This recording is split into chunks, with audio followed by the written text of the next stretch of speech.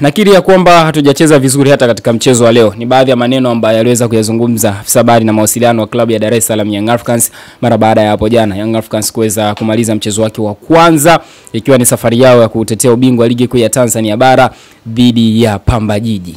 Kwa hiyo Pamba Jiji ndio amekuwa mtu wa kwanza kumuonyesha matumaini Dar es Salaam Young Africans msimu 25-26 kama anaweza kulibeba tena taji hili ikiwa ni mara 5 mfululizo. Basi tuliyazungumza mengi mara baada ya mchezo kutamatika, lakini minong'ono bado inaendelea sana mitaa Twiga na Jangwani. Watu wanasema it's okay tunashinda, lakini mbona kama kocha tumuelewi? Wengine wameshaanza kusema kocha afikishi Krismasi. Yote ni kutokana na aina mpira ambao watu wanauona. Na uzuri wa mpira wa miguu ni kwamba watu wanaona, sio kitu cha kujificha ficha. Kwa hiyo kila mtu anaona na anazungumza cha kwake. Basi na sisi Data Sports ni wakati mwingine tena ambao tunaupata na kuanza kuzungumza kuhusiana na ambacho tumekishuhudia katika mchezo dhidi ya Pamba Jiji na ambacho pia tulikiona kwenye michezo mingine. Huyu kocha Romain Folz, ni kweli wengine wanavyozungumza kwamba hatofika Christmas. Inawezekana kwenye hilo. Mwenzangu ni Yusuf Katalambula, lakini lazima tuwashukuru sana Bat Quality ambao hawa ni ni mabingwa katika kuuza na kusambaza mabati bora na ya kisasa katika ardhi hii ya Tanzania. Katika kipindi hichi ambacho kiliangalia vizuri jiji la Dar es Salaam, ambao wanaishi Dar es Salaam watanielewa vizuri, hali ya hewa sio nzuri sana. Mambo yanabadilika, lakini hata mikoa mingine hali ya hewa sio nzuri sana. Kuhakikisha kweli unaweza kuwa unapambana na maisha, lakini baada ya mapambano ya kimaisha mchana, usiku ukirudi unaenda kulala sehemu gani? Unapolala pana kuruhusu wewe kulala kwa amani, kwa maana ya bati lililokufunika wewe linakufanya ulale kwa amani kweli? Na kama sio hivyo, basi watembelee Bat Quality wakupe mabati bora na ya kisasa kabisa ambayo yanadumu kwa muda mrefu. Na kubwa zaidi ni kwamba mabati haya bwana wakikuuzia wenyewe wanakupa na misumari ambayo inaendana na bati husika. Unaenda unagongelea kwenye nyumba yako, lakini pia usafiri utakuwa juu yao. Ni wewe sasa kuamua kuwatafuta Bat Quality. Sisi Data Sports tunaendelea kukupa vitu ambavyo ni vizuri. Naomba niseme karibu tena uweze kusikiliza mazuri kutoka kwa Yusuf Katalambula pamoja naye Florence Renatus. Mzee. Yes. Kwa vizuri? Bie kabisa. Mambo yanakwenda vizuri? Tunamshukuru Mungu. Jana tumepata ushindi ya Arsenal, lakini niliumia pia kwa Pamba Jiji kufungwa na Young Africans, my home team. Pole sana. Nyumbani ni nyumbani. Sisi wengine tumeamua kupumzika kwa sababu timu yenyewe pia tumeamua kuiuza. Bwana wanasema mna sehemu nzuri kama nyumbani. Yes. Wanasema nyumbani hata pawe chooni ni nyumbani. Yaani nyumbani ni nyumbani kabisa. So jana ma homeboys waliweza kufungwa. Yes. Goli 3-0 na Dar es Salaam Young Africans, lakini moja ya kitu ambacho hata afisa habari wa Young Africans alikiri ya kwamba hawajacheza vizuri. Sasa tunaanzia hapa. Kauli ya hatujacheza vizuri ni ngumu sana kuisikia kwa kiongozi wa hizi timu kubwa. Hasa timu ambapo inakuwa imepata ushindi. Kwa ambavyo ulimtazama Alikamwe, pengine tu appearance ya mtu na kila anachozungumza, kuna muda ukimwangalia unaona huyu mtu anamaanisha, huyu mtu hamaanishi. Tuanzie hapo. Ni kweli alikuwa anamaanisha kwa alichokiona uwanjani, au alijibu kwa sababu ya kuwafurahisha baadhi ya watu ambao wanazungumza kwamba Young Africans haichezi vizuri? Tunakubali kwamba mpira ni mchezo wa wazi. Kila mtu anauona. Mpira uchezewi chumbani. Na wala mpira sio kama miaka ya zamani wakati waonyeshwe kwenye TV. Kwa maana kama hujaenda uwanjani ukisikiliza kwenye radio, unaweza ukaona kwamba mpira umechezwa tofauti. Lakini wote tumeona. Alikamwe ungekuja akasema wamecheza vizuri, bado sio kila mtu angeamini kwa sababu tumeona the way jinsi ambavyo wanacheza. Si tu Alikamwe, hata baadhi ya mashabiki wengi wa Young Africans nao wanasema hivyo kwamba hawachezi vizuri.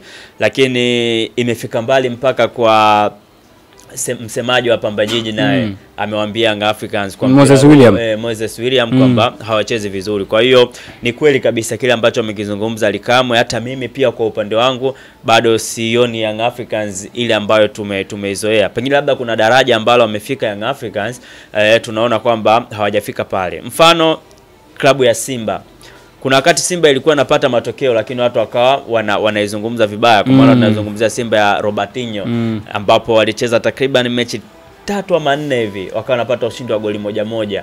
Watu wakazungumza kwamba hawachezi vizuri. Yeye mwenyewe Robertinho akawa anasema kwamba objective mwisho wa siku tunaona Robertinho akaondoka.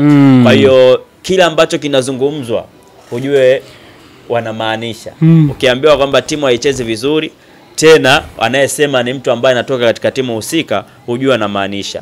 Maneno haya kama angezungumzwa na Ahmed Ally tungesema labda hapo katika utani. Lakini anasema mwenyewe Ally Kamwe. Nakumbuka hata Ahmed Ally pia alishawahi kusema huko nyuma, akasema ni kweli hatuchezi vizuri, lakini tunahitaji ushindi ili kurudisha makombe ambayo wameyapoteza. Kwa hiyo ni kweli kila ambacho amekizungumza Ally Kamwe alikuwa kimaanisha, na mimi nathibitisha kabisa kwamba bado sioni ile Young Africans ambayo tumeizoea. Hawachezi vizuri, ukweli upo hivyo. Katambula, nini kinawafanya watu waone kama hii sio Yanga ambayo inawapa raha? Yani ile Yanga ambayo watu wameizoea. Unajua napata changamoto sana. Yes. Baadhi ya wachambuzi ambao nimeona wanatoa maoni yao sana. Mwingine anasema nilikuwa naangalia game pale nikapitia Instagram nakuta mchambuzi mmoja ameandika Yanga ni kama vile hawajui nini wanakifanya. Hizi dakika 30 za mwanzo mipira inapotea hovyo, si nini. Yani akaandika kila I don't know alikuwa anawaza nini, lakini ni kama alikuwa hawaelewi Yanga wanafanya nini uwanjani. Miongoni mwa faida ambayo utaipata kama ukifuatilia soka la barani Ulaya, kuna mengi sana utayapata, hasa kwa kulinganisha na soka letu ambalo linapigwa Afrika, hasa katika nchi yetu ya Tanzania. Nazungumza hivyo kwa sababu mifano ipo wazi. Nikimwangalia Romain Folz, kocha wa Young Africans, raia wa Ufaransa, hana tofauti kubwa sana na kile ambacho anakipitia kocha wa Real Madrid. Namzungumzia Xabi Alonso. Yes, Xabi Alonso wakati upo Bayer Leverkusen msimu wake wa kwanza alichukua kombe unbeaten, hakufungwa. Kilichomfanya yeye achukue kombe unbeaten sio kwamba alikuwa anacheza mpira mzuri sana, lakini alikuwa yupo vizuri sana kwenye kuzuia. Tunakumbuka hata maneno ambayo aliwahi kuzungumza na Sir Alex Ferguson, alisema kwamba ukiwa na safu nzuri ya ulinzi unapata makombe, lakini ukiwa na safu nzuri ya ushambuliaji utashinda mechi, lakini kwenye makombe itategemea na safu yako ya ulinzi. Sawa. Yes. Angalia vile ambavyo alikuwa mfumo wa Xabi Alonso akiwa na Bayer Leverkusen. Alikuwa anatumia mabeki watatu, lakini juu yao kulikuwa na viungo watano alafu na washambuliaji wawili. Ukiangalia katika mfumo huu wanaonekana ni mabeki watatu, lakini wakiwa wanazuia wanakuwa watano, kwa sababu kunakuwa na mawing back ambao wao wanakuwa narudi nyuma, wanaungana wale mabeki watatu, wanakuwa na safu ya ulinzi ya mabeki watano. Lakini pia akiwa anashambulia wale wawili pia wanaunganika na fullback mmoja ambaye anaongezeka kule juu, anakuwa watatu. Alafu hapa shape hii ya wale viungo ambao wamebaki, wing back mmoja anakuwa anaunganika kwenye kiungo. Kwa hiyo unaona wakiwa wanashambulia wanakuwa na shape nzuri ya kuzuia, na wakiwa wanashambuliwa wao pia wanakuwa na idadi kubwa ya watu ambao wanazuia. Kwa hiyo mfumo umemfanya yeye na Bayer Leverkusen wakamaliza msimu pasipo kufungwa hata mchezo mmoja. Ametoka Bayer Leverkusen amekuja Real Madrid. Real Madrid inajulikana mfumo wao, wanacheza mabeki wanne tangu ianze. Makocha wengi ambao wamepita, Don Carlo, Jose Mourinho na kadhalika, wote walikuwa wanatumia mabeki wanne. Michezo ya mwanzo hasa katika FIFA Club World Cup tukaona akarudi na mfumo wa mabeki watatu. Ilimpa tabu sana. Watu wakawa wanasema huyu sidhani kama atafika mbali, kwa sababu Madrid ilikuwa inacheza mpira mbovu, lakini pia Madrid ilikuwa imebadilika katika mfumo wake, lakini mbaya zaidi pia Madrid ilikuwa imekuja na mfumo wa kuwaondoa wale wachezaji pendwa na kuingia wachezaji wengine. Nazungumzia Rodrigo Goes, umeona kana kosa nafasi mpaka akaekwa sokoni kwa mtu yote ambaye anamhitaji aje amsajili. Tukaona Dagula anapata nafasi. Tukirudi kwa Young Africans, haina tofauti sana na kile ambacho kimetokea kwa Xabi Alonso, kwa sababu tumezoea Young Africans ikicheza na 4-2-3-1, kwa maana kule juu kunakuwa na mshambuliaji mmoja, lakini nyuma yake kunakuwa na namba 10 ambaye alikuwa akicheza Stefan Kiaziz. Tumeona faida ambayo ilikuwa ikipatikana. Ikiwa nafasi zitatengenezwa, basi unaona hata huu namba 10 anao uwezo wa kuscore. Ndio maana tumeona hata Kiatu pia aliweza kuchukua Stefan Kiaziz. Lakini mfumo huu pia hata Simba upo, tumeona Jean Charles alichokifanya, kwa Azam tumeona Faisal Salum Fetoto alichokifanya. Lakini Romain Folz amekuja na mfumo wa 4-3-3, kwa maana kwenye huo mfumo athari ya kwanza ambayo itapatikana ni kwamba lazima timu ibadilike iwe vile ambavyo anataka yeye. Kwa hiyo kabla hatujamlaumu Romain Folz na Young Africans wanacheza vibaya, lazima turudi nyuma tumwangalie Romain Folz wakati upo Horoya, wakati upo kocha msaidizi wa Marvel na timu zingine ambazo wamewahi kupita. Je, alikuwa anacheza mpira gani?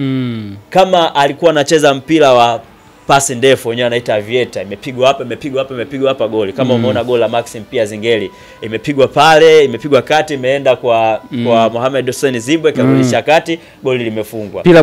Mpira butua. Alipokuwa Roy alikuwa anacheza mpira huo. Kwa hiyo usitarajie kwamba atakuja eti ataendana na kile ambacho nyie mnakifanya. Ndio maana ukawa na technical director. Tunarudi kwa technical director.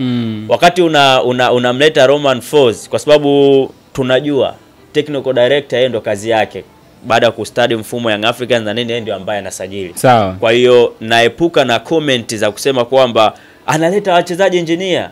Hiyo wanajua wao Young Africans. Lakini sisi tunavyojua ni kwamba technical director hii ndo kazi yake. Kwa hiyo kama alimleta Romain Folz akaamini kwamba anaendana na mfumo ambao wanaendana nao Young Africans na kinatokea kitu tofauti, basi asilaumie Romain Folz, inabidi alaumie yule ambaye amemleta. Lakini mimi naamini kwamba Romain Folz kila ambacho anakipitia ni sana anazokipitia Xabi Alonso, kwa sababu baadaye Xabi Alonso akaamua kubadilika kurudi na mabeki wanne. Tumeona leo hii Real Madrid unbeaten, mechi ambazo amecheza. Pengine labda kwa Romain Folz naye anaweza akaona kwamba hiki ambacho najaribu kukiingiza katika hii timu kinaweza kisifanikiwe. Basi anaweza akarudi kuangalia makaratasi ambayo yameachwa na kina Ramovic, Gamondi pamoja na Himid. Kwa hiyo unaweza ukaona kwamba anaweza akabadilika. Tukirudi kwenye kile ambacho pia kilitokea kwa Real Madrid, kwa maana kuna baadhi ya wachezaji walikuwa wanakosa nafasi kwenye mfumo, kina Rodrigo Goes. The same kwa Young Africans. Unaona nafasi ambayo anaipata Paco Mezuzwa, lakini Bara Conte alivyosajiliwa, kile ambacho wengi tulikihitaji kukiona kutoka kwake, tumeona saga ya usajili wake, tumeona Tasimba alikuwa muhitaji lakini Yanga akafanikiwa. Watu wakaamini kwamba atakuwa anamuona, lakini mwisho wa siku mwalimu anakuja na Aziza Ndambwila ambaye anaamini anafiti kwenye mfumo wake. Kwa hiyo Young Africans lazima wakubali kitu kimoja. Kama wamempa malengo mwalimu na bado yupo kwenye malengo hayo, kwa maana mechi zote ameshinda, basi wanatakiwa tu kusubiria, kwa sababu muda ndo kitu sahihi sana kwenye mpira wa miguu. Huu ni mwalimu mpya, lakini mbali na mwalimu mpya pia ameletewa wachezaji wengine. Kwa hiyo nadhani Young Africans sidhani kama ni wakati sahihi wao kumdai kucheza mpira mzuri, bali ni wakati wa kumdai matokeo na walao kumpa hata mechi 5, 6 mpaka 7 kuona kama kile ambacho wanakihitaji wanaweza kakipata. Kwa sababu kama Xabi Alonso alikuwa anacheza vibaya na Madrid, lakini sasa hivi Madrid inacheza vizuri. Tumeona hata Revolution kwenye mfumo Rodrigo Goes amebaki naye, kuna muda anapata nafasi. Basi hiki pia tunaweza tukakiona kwa Young Africans. Na kubwa zaidi, tusitarajie kupanga wachezaji ambao sisi tunawataka. Maana natamani kumuona Pacome, natamani kumuona nani. Mwalimu ndiye ambaye yupo nao mazoezini na anaona kile ambacho anakifanya huko. Ni wakati wa kumwacha mwalimu na afanye kile ambacho anakihitaji. Lakini ikifika wakati Young Africans wakaona kwamba hatuhitaji matokeo tu, tunahitaji mpira mzuri, basi milango ipo wazi, kwa sababu uzuri wa dirisha la kocha anaachwa muda wote na anakuja kocha mwingine muda wote. Hiki pia wamefanya Al Ahly wakati wapo na Pitso Mosimane.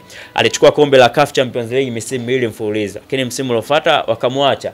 Watu walihoji sana, huyu ni kocha ambaye ameonyesha mafanikio makubwa, kwa nini mnamwacha? Kuna baadhi ya mashabiki wa Ahly wakajibu wakasema hivi, wanasema kwamba tukitoka nyumbani tumekula shawarma, tumekula tende, tumekunywa maziwa, hatutaki kwenda kuangalia magoli, tunataka kwenda kuburudika. Kwa hiyo magoli sisi ni kitu cha kawaida, makombe si kuchukua ni kawaida, sisi tunataka burudani. Kwa kama anashindwa kutupa burudani, basi tunahitaji kuwa na kocha mwingine. Umenikumbusha story ya Pep Guardiola. Juzi alikuwa anafanywa press conference mara baada ya game dhidi ya Arsenal. Kaulizwa akasema, Pep, utakuwa pengine umepitia baadhi ya mwandishi wa habari alikuwa anamuuliza kwamba utakuwa umepitia baadhi ya maandiko, waandishi wa habari wakihoji, baadhi ya wachambuzi wakihoji ya kwamba kipindi unakuja Manchester City timu ilikuwa inacheza vizuri sana, lakini msimu huu inaonekana Yesu unapata ushindi, lakini timu inacheza kwenye performance ambayo sio nzuri. Tuna review game dhidi ya Arsenal, asilimia kubwa sana Arsenal wamepossess mpira, na game zingine umeonekana kuwa unajilinda zaidi, lakini umekuwa unapata matokeo. Unafikiria nini kuhusu? Unajua Pep anajibugu kiuni sana. Akasema nilivyokuja hapa tukachukua ubingwa mara 2, watu walienjoy sana. Mpira nilikuwa nacheza. Kwa sasa hivi watu wataenjoy zaidi counter attack. Bwana, nakushukuru wewe ambaye ulikuwa pamoja na sisi, mimi pamoja na mwenzangu Yusuf Katalambula. Tumemaliza hivyo. Aliyesimamia mchongo mzima so mwingine ni Paco. Bye.